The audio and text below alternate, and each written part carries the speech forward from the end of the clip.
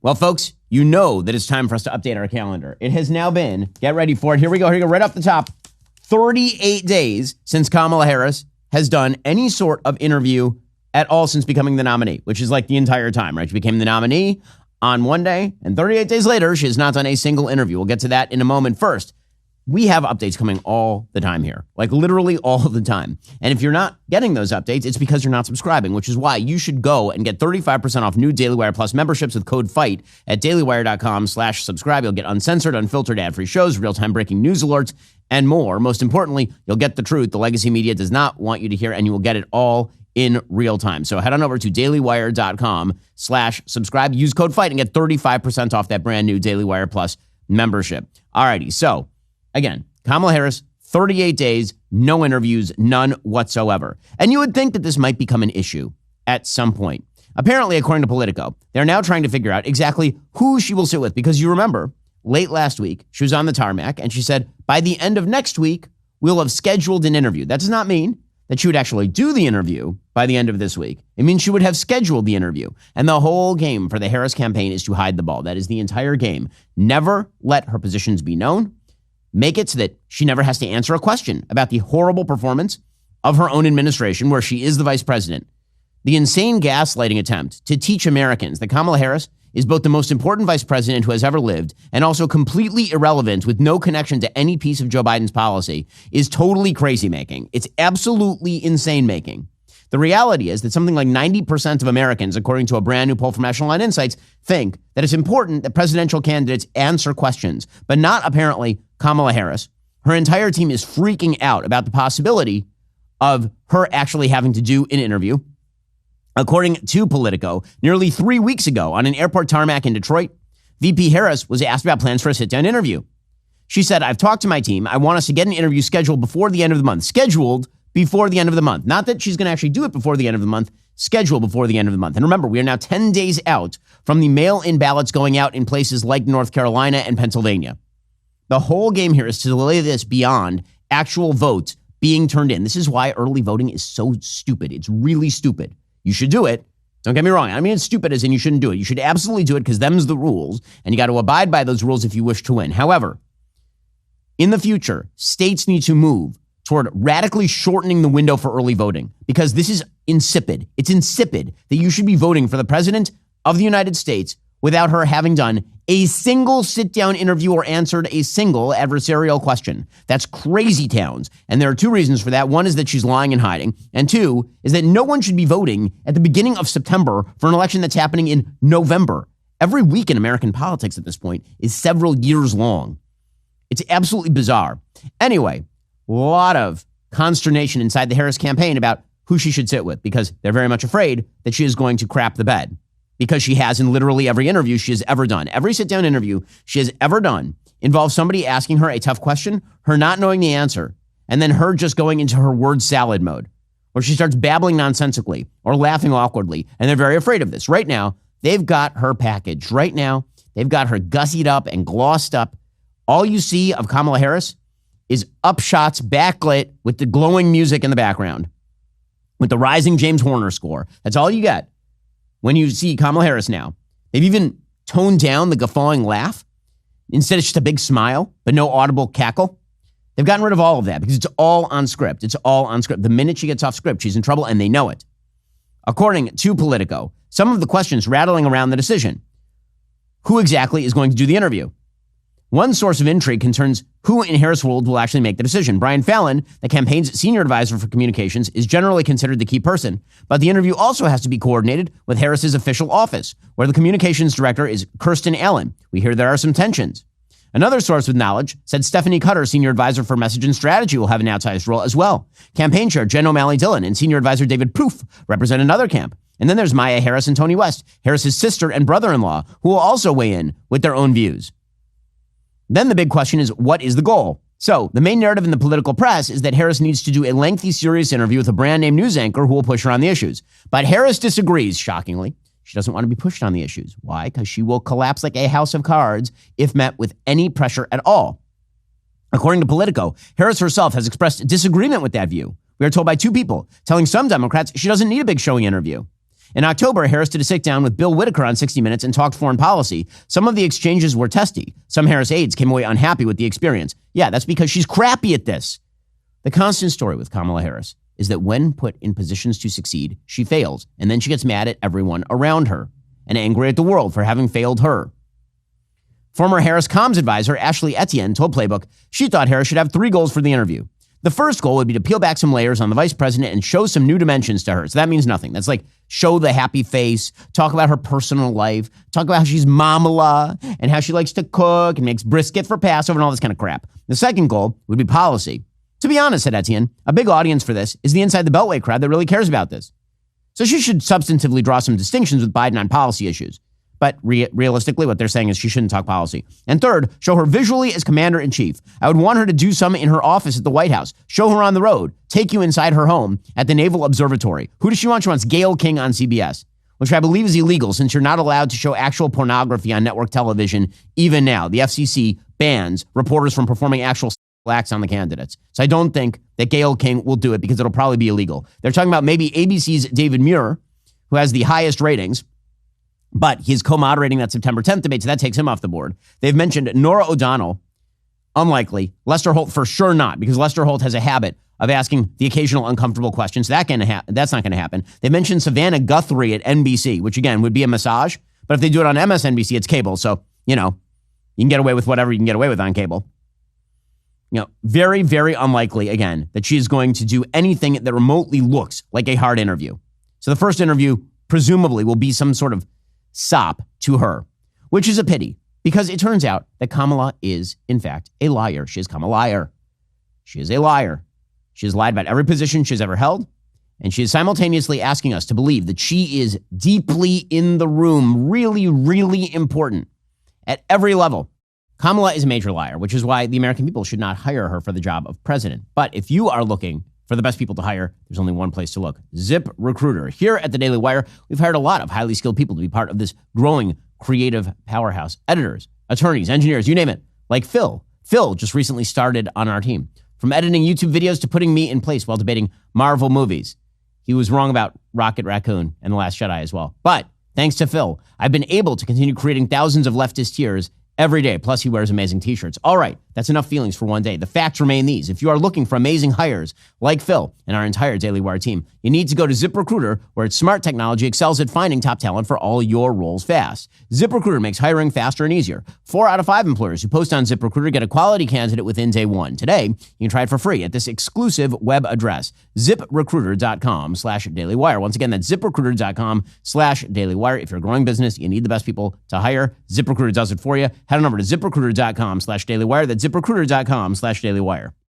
And also, she's had no consequence whatsoever as vice president. So yesterday marked the murder of 13 American soldiers at Abbey Gate in Afghanistan. You'll remember these soldiers from being completely ignored by Joe Biden during his administration. You'll remember this. During the first debate, he actually said no American soldiers had died on his watch, which of course was untrue. 13 American soldiers had been murdered at Abbey Gate by ISIS-K, which was, in fact, an outgrowth of the Taliban working in coordination with the Taliban because of the disastrous Afghanistan pullout, the single worst foreign policy move in the modern history of America. The Afghanistan pullout was a disaster, full scale, full stop. It was humiliating for the United States. We left hundreds of millions of dollars worth of military equipment in the hands of the Taliban. We left tens of thousands of people who had worked with us to the tender mercies of the Taliban. There are people falling off wheel wells of passenger airliners, as you'll recall. You'll recall the suicide bombing that killed nearly 200 people, including those 13 American soldiers. Right now, women have been stuffed back into the burqas, like the full-scale burqas. They're not allowed to show their eyes now on the streets. None of them are going to school. So well done to the Biden administration. And remember that Joe Biden lied every single step of the way. Every single step of the way, Joe Biden lied. He suggested that an American pullout from Afghanistan would not result in the collapse of the Afghanistan government, which of course is not true.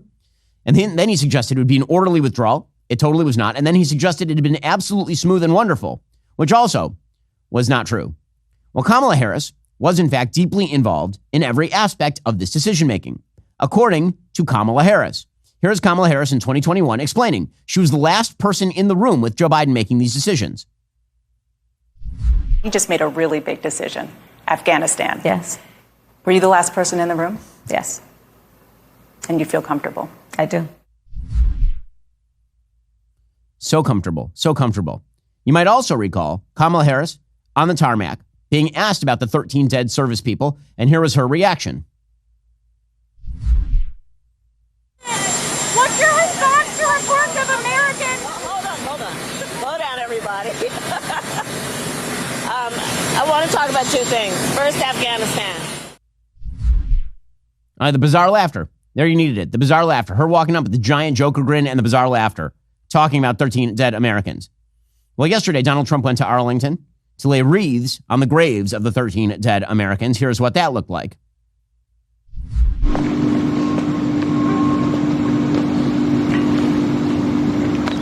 So there's President Trump laying a wreath. President!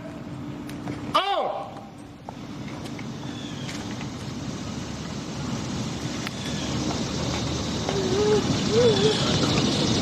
And again, you can call this politics, you can call it whatever you want. It also happens to be a reality that those 13 dead service people are on the Biden administration. They are on Kamala Harris. This did not happen on Donald Trump's watch. As Donald Trump pointed out, Kamala Harris was involved. Trying to pretend that Kamala Harris was not involved in the administration that she is co-named on. It's the Biden-Harris administration is a lie. Here was Donald Trump pointing that out yesterday. Kamala bragged that she was the last person in the room. She was the tough one. She was the last person in the room during that disastrous withdrawal from Afghanistan decision. She repeatedly praised the decisions, and she said it led to a catastrophe, but it was worth it.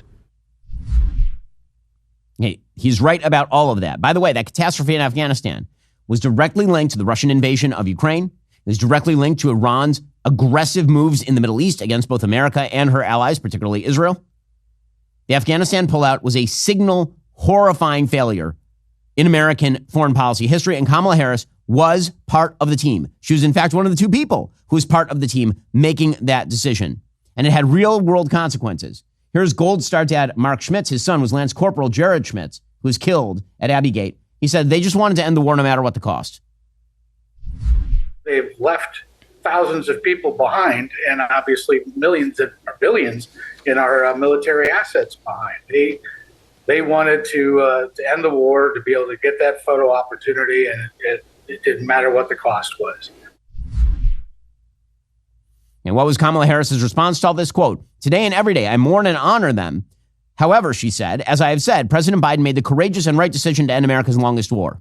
So in other words, it just magically happened, had nothing to do with their policies. Nothing whatsoever. It must be wonderful if you are Kamala Harris, because whatever your problems, the media have got the cure. They'll simply cover it over. They'll provide a palliative, and magically all is well. But here's the thing. If you have a medical emergency, you need a medical emergency kit from the Wellness Company. I have one. It's awesome. First of all, it's not a simple first aid kit. It contains essential life-saving medications that are often in short supply, like amoxicillin, Z-Pak, ivermectin, and more. It's like having an urgent care available in your home. The medical emergency kit includes 8 doctor-prescribed medications and a comprehensive guidebook for safely treating over 30 illnesses and infections like COVID, strep throat, pneumonia, bronchitis, tick bites, UTIs, and more. No doctor visits, no pharmacies, no copay. Every home should have at least one medical emergency kit. Go to urgentcarekit.com/Ben, answer a few questions online. Your kit will be delivered directly to your door. Use promo code Ben to get $45 off right now. That's urgentcarekit.com/Ben. Enter promo code Ben. Again, that's urgentcarekit.com/Ben.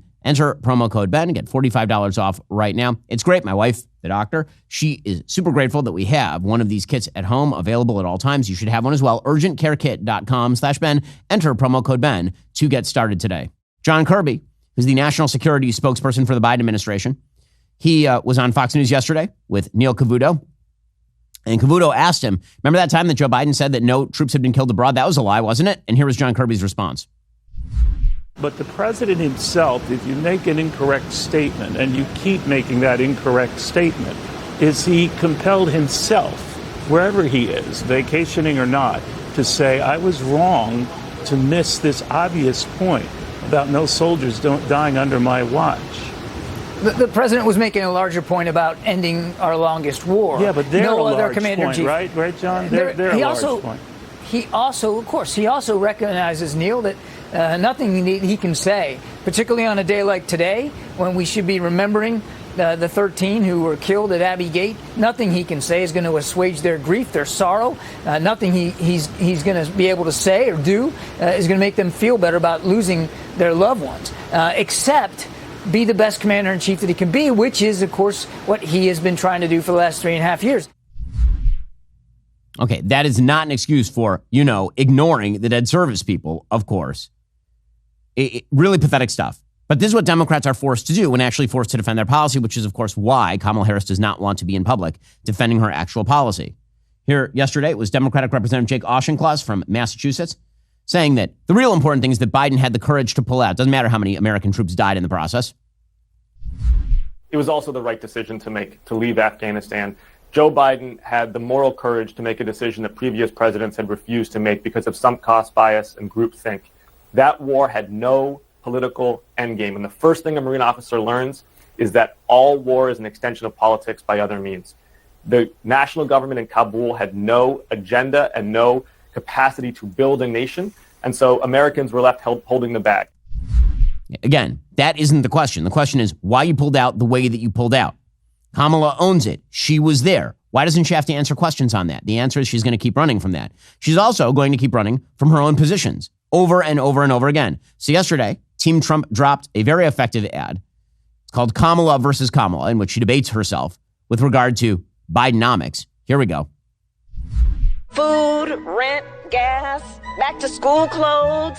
That is called Bidenomics. A loaf of bread costs 50% more today. Ground beef is up almost 50%. There's not much left at the end of the month. Bidenomics is working. The price of housing has gone up. It feels so hard to just be able to get ahead. And we are very proud of Bidenomics. Okay, again, that's a very effective ad because it shows what her position has been in favor of all the things she now says are bad. And that's true for pretty much all of her policies. When she was asked about inflation, she famously suggested that there needed to be some form of price controls. The price gouging was the real problem. But the problem is everybody knows that's idiotic, including Democrats.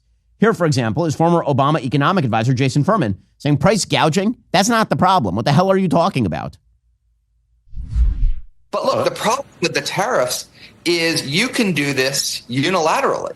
The president has the authority to raise tariffs to 10%. I haven't heard him say it's reciprocal. I've heard him say 10%, possibly 20% on every single country in the world. It's in the platform, Jason. It's in the platform. Sorry to interrupt, but it's in the platform. You don't actually need, and there's a big difference. I mean, the price gouging we were talking about before, you need 60 votes in the Senate. So might be a fun thing to talk about on the campaign. It's just not going to happen. It's not going to happen. It's not going to happen, so who cares what she has to say? That is the new line. They're happy it's not going to happen, by the way, because it's idiotic. But this is true of all of her positions. She's not answering about her border positions. She's putting out ads about how she's tough on the border.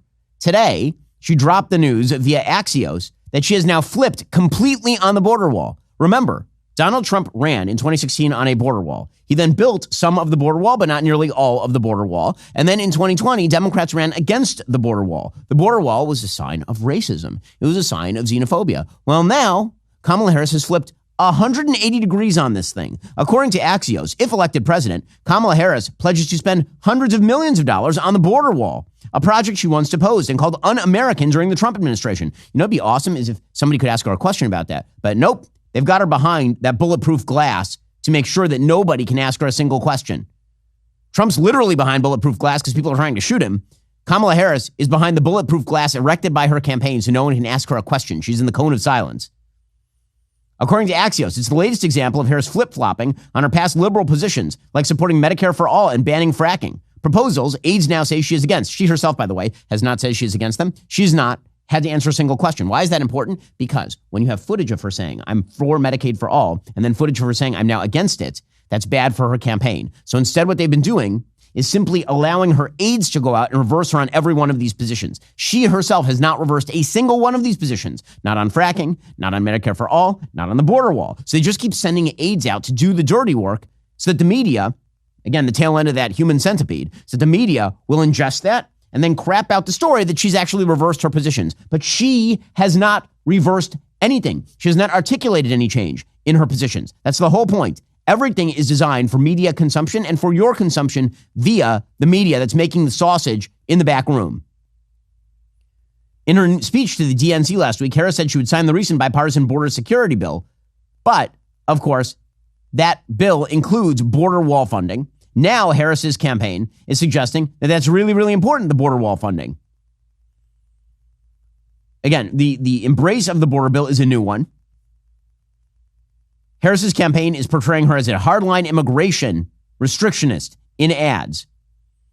As Axios points out, like the wall itself, Harris's changes on border policy reflect how Trump has shifted the political debate on immigration during the past decade. Now, the reality is, it's not Trump that shifted the political debate on immigration.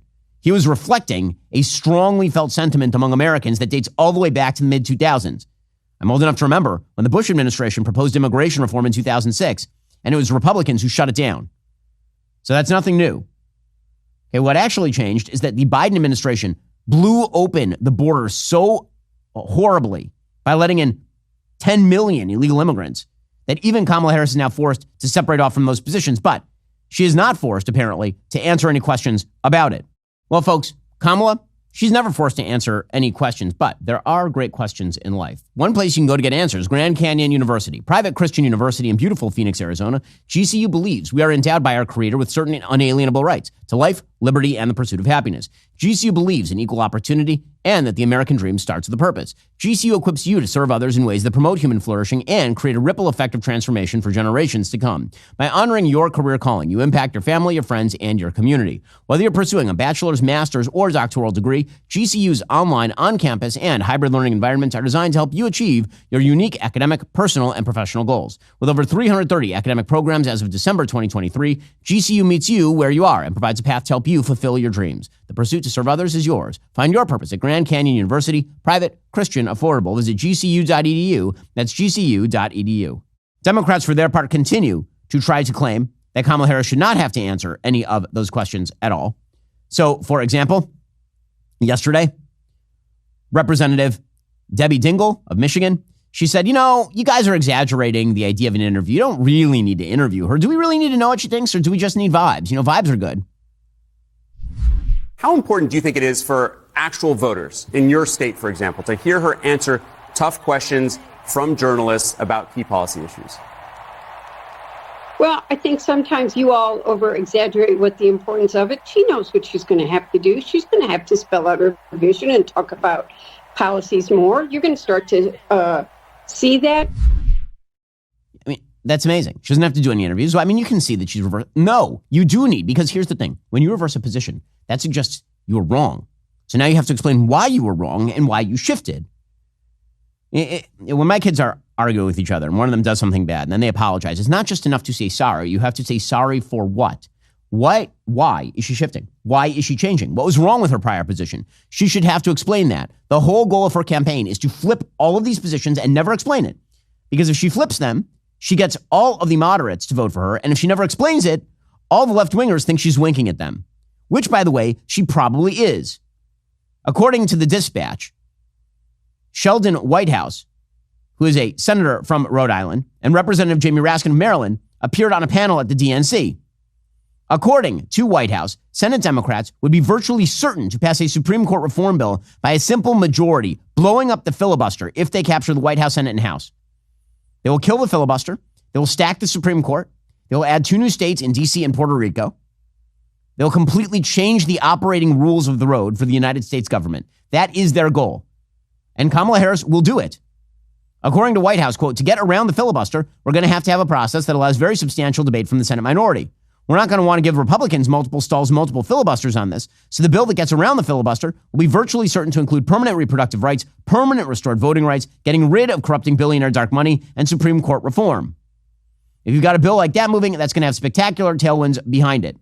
And he says he expects that Kamala Harris will endorse that move, the killing of the filibuster in order to stack the Supreme Court. Don't worry, though, she's moderate. Don't worry, she's moderate. Maybe she should answer a question about it, perhaps. Or maybe we are 38 days in and she has not answered a single question. And I'm sorry, her going on national TV with some sycophantic reporter who proceeds to ask her how she's feeling that day or whether Doug is really the dad in chief and she's Kamala. That ain't going to do it. If she never has her feet held to the fire, the American people are being disserved. not just by her, by the media that's supposed to be bringing them some semblance of the truth, as opposed to just being the press office for the Democratic Party.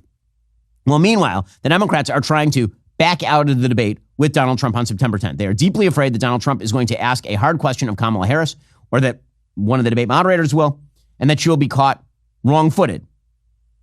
Now, President Trump is pushing forward with the debates. President Trump points out the reason she's not doing press conferences is because she is a dummy. He is correct. He is right. I have yet to see the evidence that Kamala Harris is as brilliant as her proponents make her out to be. Could I see like one shred of evidence that she is some sort of preternatural genius? Truly, every time she gets off teleprompter, she's a disaster area. Everyone knows it. It's why she's running away from every press conference. Here was Trump pointing this out. You know, the deal was we keep the same rules. Now all of a sudden they want to make a change in the rules because she can't answer questions. Why doesn't she do a couple of question answer? Why doesn't she do something like I'm doing right now? She can't talk. We can't have another dummy as a president, okay? We cannot have a dummy. He is right about that. He is totally right.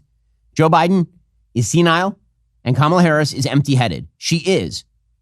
She does not have much going on between the ears. That's the dirty secret of her entire political career. She says things off a teleprompter, and the minute she's off the teleprompter, she's a full-scale disaster. Everyone knew this until 8 weeks ago, until it became unnatural to speak the truth. It's amazing how fast everything shifted. 39 days ago, the going wisdom is that Kamala Harris was a very weak candidate who could not perform in the spotlight. Now the going wisdom is that she is brat, man. She is genius. She is great at this, super intelligent, super likable. If you're getting a bit of a headache, if you're a little dizzy from all the media machinations here, you're not alone. I think many Americans are as well.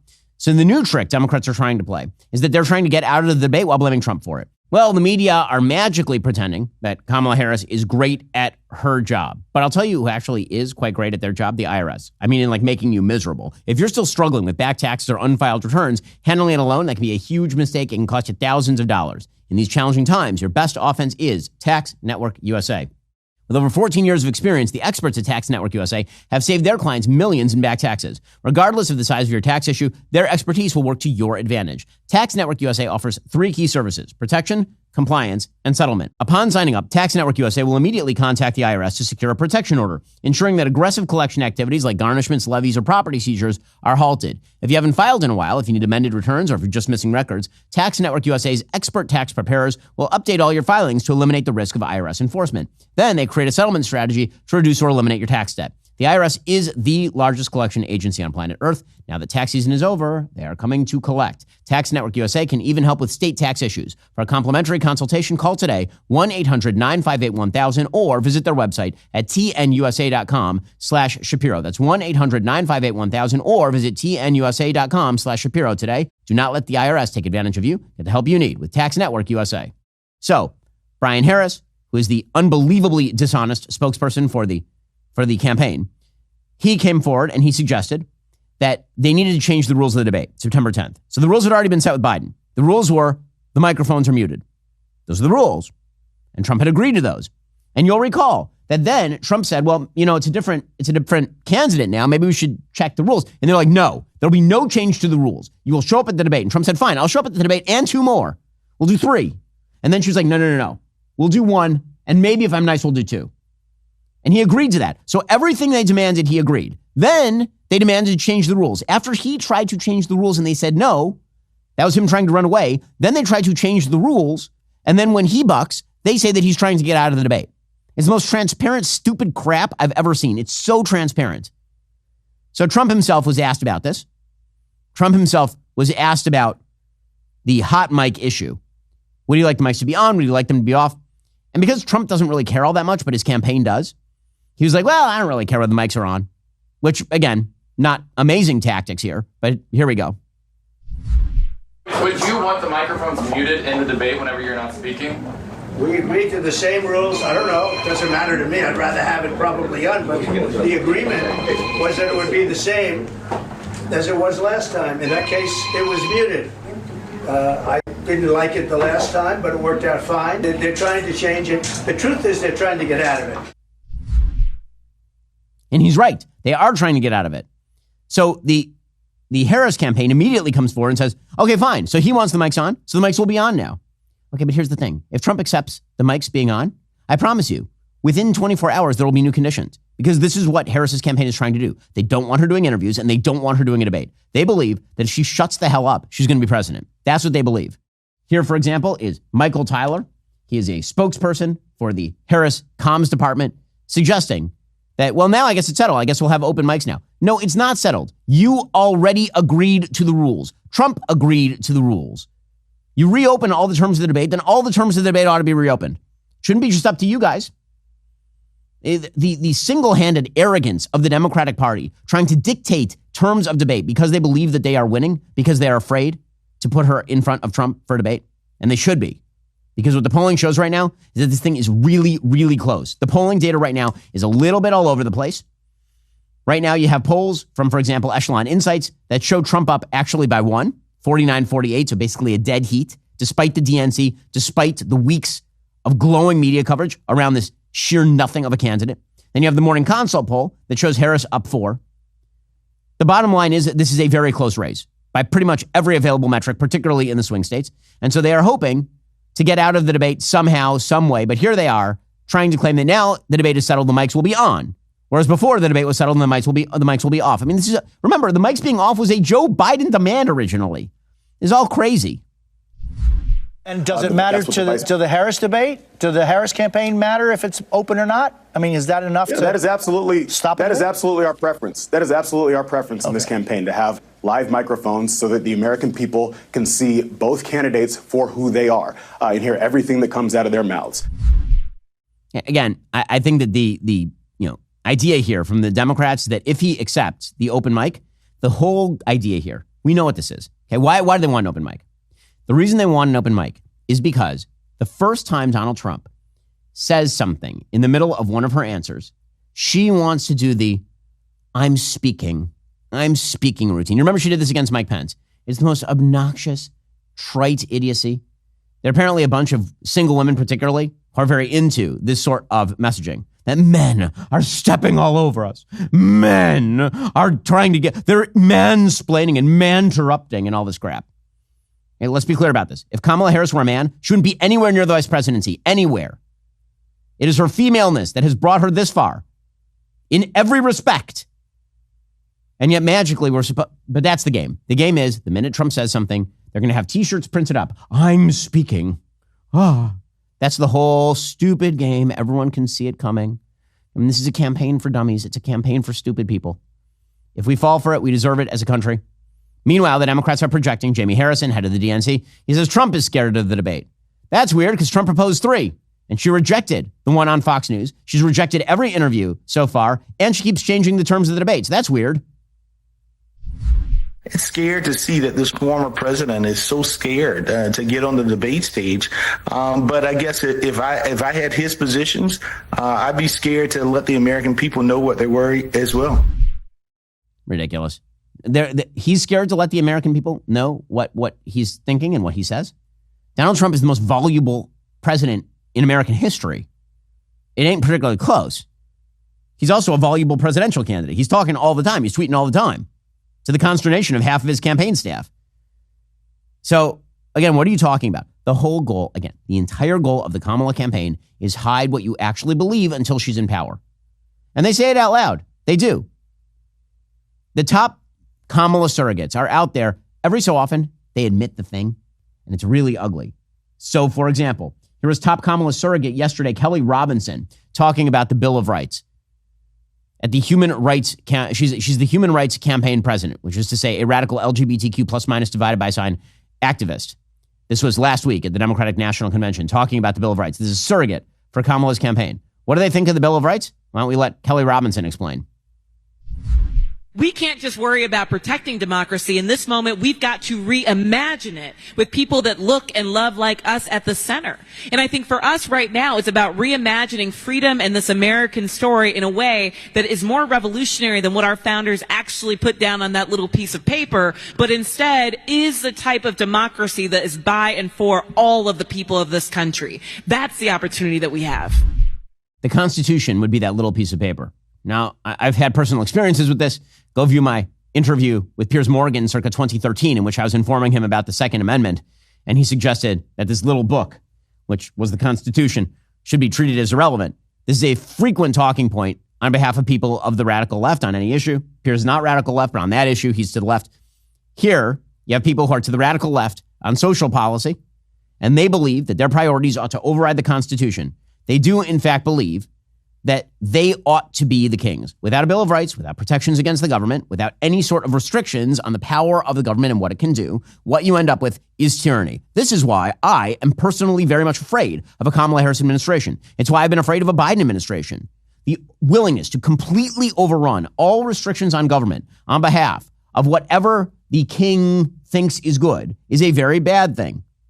By the way, I should mention right here that if you want to know about the actual traditional prescription for how politics was supposed to work in the West, you have to look all the way back to the Bible. I just did a series with Jordan Peterson, at least one episode of the series, a couple episodes actually, called Foundations of the West. Jordan and I went to Jerusalem, and we were talking about the biblical prescription that suggests that the king, this is in the Bible, the king has to carry around his own copy of the Torah, his own copy of the Bible, because it's supposed to remind him that there are actual checks and balances on his power, that the king is not above the law. Here's a little bit of what Jordan and I talked about. Here you start to see the beginnings of the idea of a constitutional monarchy. So there are even hints of this in Deuteronomy. One of the laws in Deuteronomy is that the king is supposed to carry around his own Sefer Torah. He's subject to the law. The king is not above the law. So Judaism is very clear about that, and so is Christianity. And henceforth, the idea of limitations on absolute government are part and parcel of the whole system. And one of the things that, to me, lends historical credence to those sorts of stories is that it doesn't exactly show David in a positive light. So what kind of propaganda is that? Exactly. That's definitely one of the things in favor of biblical narrative is that when you show all the warts, yeah, right, it suggests that you're not propagandizing. Yeah, definitely. And that happens a lot. That's the entire Exodus story, right? The idea is that you have an absolute monarch in Pharaoh, and he is a god, and so everything he says goes. And then people are brought forth from slavery to freedom, but the freedom requires subjugation to God, right? You're still a servant, but you're not a servant of a person anymore. Now you're a servant of an ideal. You're a servant of a higher power. And that means inherently limiting the power of human beings. The series, by the way, is beautiful. You should go check it out. It's called Foundations of the West. You can see, if you can actually watch the footage, is why you should subscribe. You can see that we are walking through the ruins of the Palace of King David, which actually is available at the City of David in Jerusalem. It's very, very cool. The cisterns in which Jeremiah was probably held as he was railing against the king at the time. All this stuff is deeply embedded in Western civilization. It's also what is being uprooted by a full-scale secular leftism that believes there ought to be no boundaries on government. And this is one reason, why, by the way, why they think it's okay for Kamala to lie about her positions. Her positions don't matter. The king has absolute, or the queen, has absolute power. Whatever her positions are in the moment, that's the important thing. You, the people, do not deserve to know the positions. She is the expert. She is so brilliant, wise, and brat that she should make all the rules. Go check out, by the way, Foundations of the West, Daily Wire Plus, available right now. It's a multi-part series with Jordan Peterson. I go to Jerusalem with him. Jonathan Pazzer goes to Jerusalem with him. He goes to Athens with Spencer Klavan. He goes to Rome with Bishop Robert Barron. We all sit together and discuss Western civilization. It's really, really cool. I highly recommend Foundations of the West over at Daily Wire Plus. This is why you should head on over to dailywire.com/subscribe and use code FIGHT for 35% off your subscription today. It's a brand new, amazing piece of content. Go check it out right now. Folks, I have something amazing for you. Behold, let me present to you the all-new Facts Don't Care About Your Feelings candle collection, available now from the Candle Club.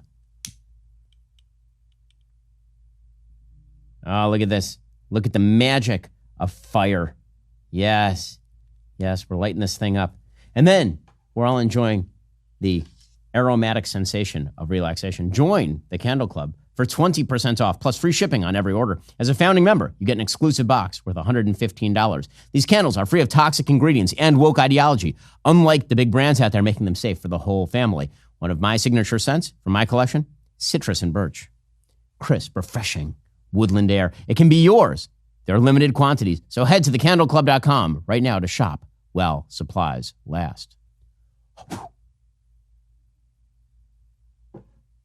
Okay, meanwhile, on the other side of the aisle, Donald Trump is beginning to regain some momentum. Not only has he found his footing in attacking Kamala Harris for her lack of positions and her flip-flops on positions. Obviously, he gained the endorsement of RFK Jr. on Friday. Yesterday, he picked up the endorsement of former representative from Hawaii, Tulsi Gabbard. That's not a huge shock. Tulsi, of course, has been moving steadily toward the Republican Party since she was basically ousted from the Democratic Party. She also happens to be the single most effective debate weapon against Kamala Harris. You'll remember she basically ended Kamala Harris's presidential run on the stage by calling out all of Kamala Harris's lies about law enforcement and all of the rest. Here was Tulsi Gabbard endorsing President Trump yesterday. I am proud to stand here before you today, whether you're a Democrat, a Republican, or an independent. If you love our country, as I do, if you cherish peace and freedom as we do, I invite you to join me in doing all that we can to save our country and elect President Donald J. Trump and send him back to the White House to do the tough work of saving our country and serving the people. Thank you very much. Thank you very much, Mr. President. Now, again, the entrenched obstacles that are going to be faced by President Trump are insane. Jack Smith is now attempting to revive the classified documents case against President Trump. It was thrown out, as you'll recall, by a federal judge in Florida, suggesting that, effectively speaking, under the way that the law had been, the way that the filing had been done, it was illegal to go after Trump on that basis. She said that she was not persuaded by decisions spanning back to Watergate era, upholding the legality of the appointment of outside prosecutors in general, and therefore Smith's appointment as a special prosecutor to go after Trump was illegal. Smith is now appealing. He's urging the Atlanta-based 11th U.S. Circuit Court of Appeals to reinstate the 40-count indictment against the former president. That is likely to carry out, again, beyond the election. So it's probably not going to affect the election, the classified documents case at this point. What will indeed affect the election is the sentencing of President Trump in the absurd and ridiculous New York case, the supposed hush money payment case, which, again, hush money actually isn't a crime. So no crime was really even alleged at that trial. It was a made-up phony crime that has never been attempted in the state of New York. They convicted of him anyway. And now the question is, will they home arrest him, give him jail time, whatever it is to try and stop him? That is still very much on the table. Plus, we are now finding out the extent of interference by the federal government in the election of 2020. It is truly astonishing.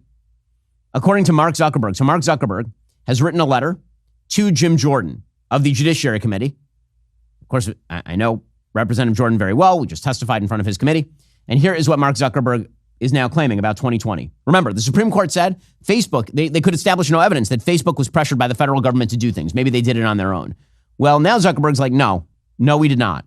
Quote, there's a lot of talk right now about how the U.S. government interacts with companies like Meta. I want to be clear about our position. Our platforms are for everyone. We're about promoting speech and helping people connect in a safe and secure way. As part of this, we regularly hear from governments around the world and others with various concerns around public discourse and public safety.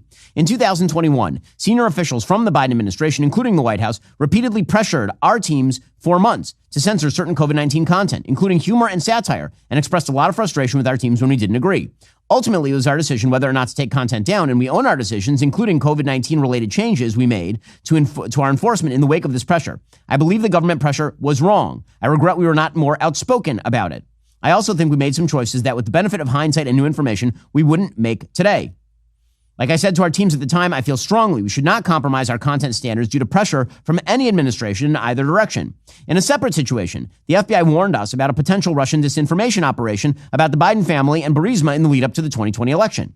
That fall, when we saw a New York Post story reporting on corruption allegations involving then presidential nominee Joe Biden's family, we sent that story to fact checkers for review and temporarily demoted it while waiting for a reply. It's since been made clear the reporting was not Russian disinformation. In retrospect, we shouldn't have demoted the story. We've changed our policies and processes to make sure this doesn't happen again. For instance, we no longer temporarily demote things in the U.S. while waiting for the fact checkers. And then he pledges that he is not actually going to make any political donations in this election cycle. But again, what he is admitting here is that the Biden-Harris administration pressured Facebook to censor Americans. He is admitting full scale that the FBI pressured them to shut down the Hunter Biden laptop story. These are the sorts of entrenched obstacles that any Republican candidate is going to have to face in this election cycle. It's why I keep saying that the Trump campaign is going to have to be absolutely meticulous, absolutely targeted. We're starting to see them find their footing. It's taken a few weeks. They're starting to find their footing. Meticulous attacks on Kamala Harris's lack of principle, lack of record, unwillingness to speak to principle or record, cutting through the miasma of brat. That is the only thing that matters here. And there's one question that should accomplish all of it. So why didn't you do it? I'm going to keep saying this over and over. So why didn't you do it? Kamala Harris now says she wants to build a border wall. So why didn't you do it? She says she wants to bring down inflation. So why didn't you do it? You say you don't like what happened to those troops in Afghanistan. So why didn't you stop it? You are part of this administration. You are the incumbent. Trump is not. We can see what Trump did when he was president. Your entire reelect effort hinges on us ignoring that you're currently the vice president of the United States. All righty. In just a moment, we'll get to some shocking DEI updates. Not so shocking. If you're not a member, become a member. Use code Shapiro. Check out for 2 months free on all annual plans. Click that link in the description and join us. Republicans are Nazis. You cannot separate yourselves from the bad white people. Growing up, I never thought much about race. It never really seemed to matter that much, at least not to me. Am I racist? I would really appreciate it if you left. I'm trying to learn. I'm on this journey. If I'm going to sort this out, I need to go deeper undercover. They gon' say I'm racist. Joining us now is Matt, certified DEI expert. Here's my certification. And what you're doing is you're stretching out of your whiteness. This is more for you in this field. Is America inherently racist? The word inherent is challenging there. I want to rename the George Washington Monument to the George Floyd Monument. America is racist to its bones. So inherently. Yeah, this country is a piece of white folks, white trash, white supremacy, white woman, white boy. Is there a black person around here? What's a black person right here? Does he not exist? Say I'm racist. Hi, Robin. Hi, what's your name? I'm Matt. I just had to ask who you are because you have to be careful. Never be too careful. They gon' say you racist. Buy your tickets now. In theaters September 13th. Rated PG-13.